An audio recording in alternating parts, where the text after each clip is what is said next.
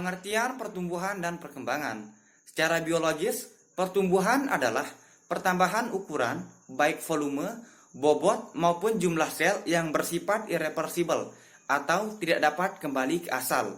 Sedangkan perkembangan adalah perubahan struktur sel atau diferensiasi sel, yakni proses menuju keadaan yang lebih dewasa.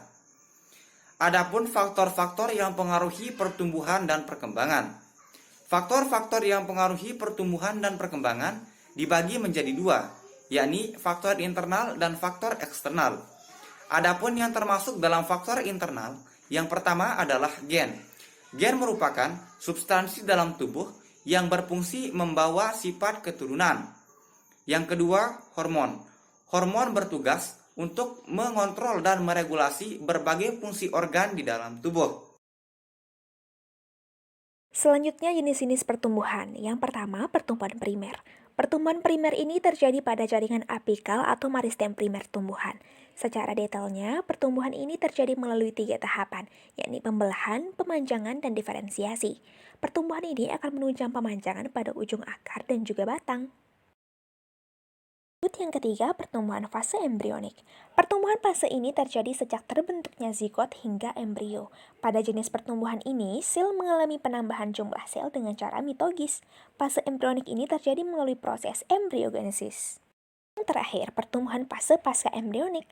Pertumbuhan pada fase pasca embrionik terjadi pada saat terbentuknya embrio. Pada fase ini, setiap bagian tubuh memiliki kecepatan pertumbuhan yang berbeda-beda. Tahapan fase ini terjadi melalui proses organesis atau membentuk organ-organ dari embrio.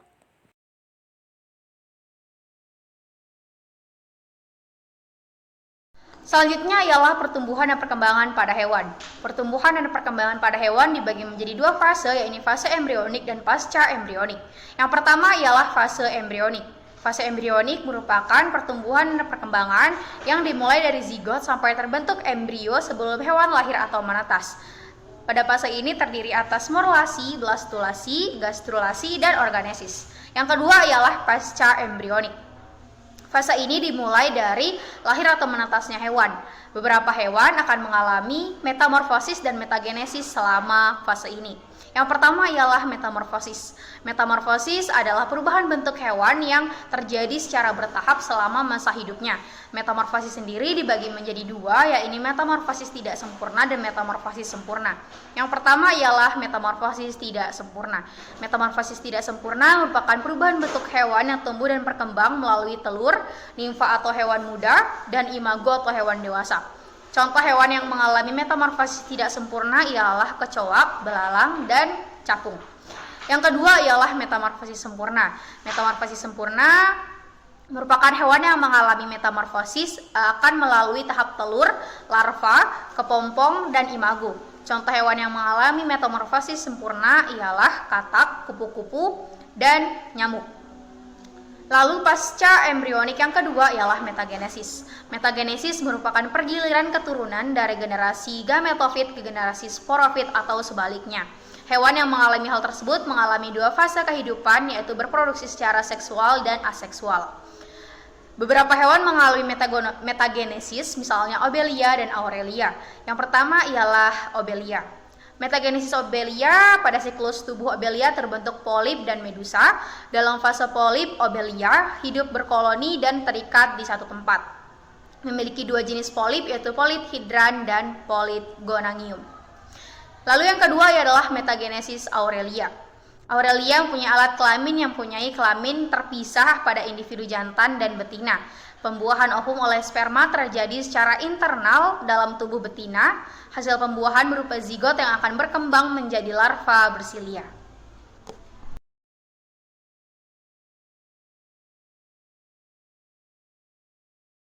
Pertumbuhan dan perkembangan manusia. Setiap makhluk hidup pasti akan mengalami pertumbuhan dan perkembangan secara bertahap. Begitu juga dengan manusia. Pertumbuhan dan perkembangan manusia dimulai pada saat masih dalam kandungan hingga kelahiran. Pertumbuhan dan perkembangan manusia akan terus terjadi seiring dengan kehidupan manusia.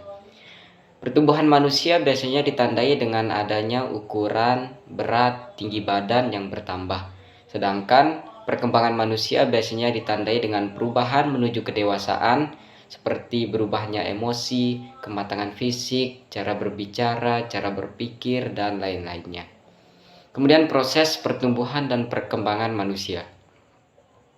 Pertumbuhan dan perkembangan manusia dimulai pada saat masih dalam kandungan, yaitu berupa janin, kemudian lahir menjadi bayi, tumbuh menjadi anak-anak, dewasa, hingga remaja. Pertumbuhan ini akan terhenti bila manusia telah dewasa. Namun, proses perkembangan manusia akan terus berjalan sepanjang kehidupan manusia.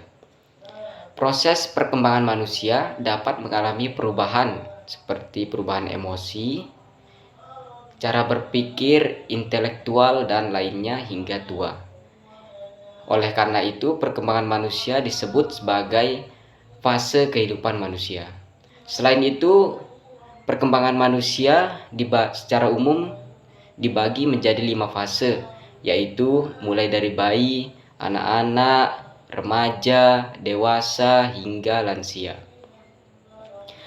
Setiap fase ini akan mengalami kecenderungan karakteristik perkembangan yang khas sesuai dengan usia atau kurun waktu tertentu. Hewan dan manusia. Secara umum terdapat 2 bagian faktor yang mempengaruhi pertumbuhan hewan dan manusia. Yang pertama yaitu faktor internal. Faktor internal secara umum terdapat 2, yaitu keturunan dan hormon. Keturunan atau genetik yaitu sifat atau materi yang diturunkan dari induk yang dapat mempengaruhi sifat dan ciri dari makhluk hidup tersebut. Kemudian yang kedua, hormon.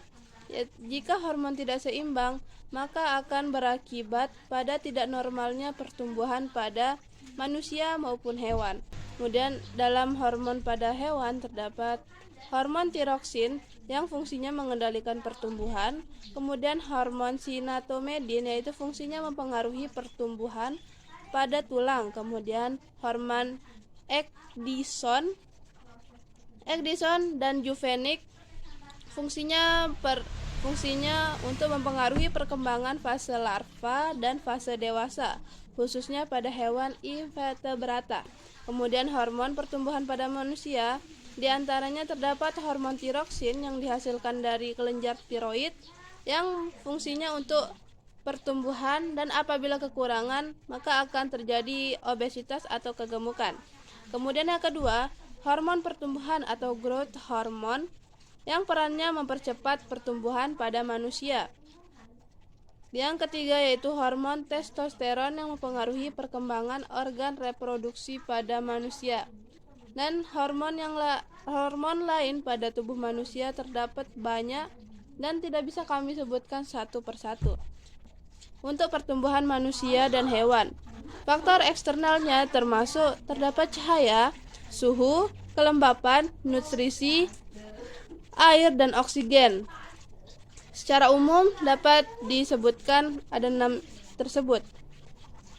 Ini yang paling penting, oksigen dan air. Apabila tidak ada oksigen dan air, maka manusia dan tumbuhan tidak dapat bertahan hidup di waktu yang lama.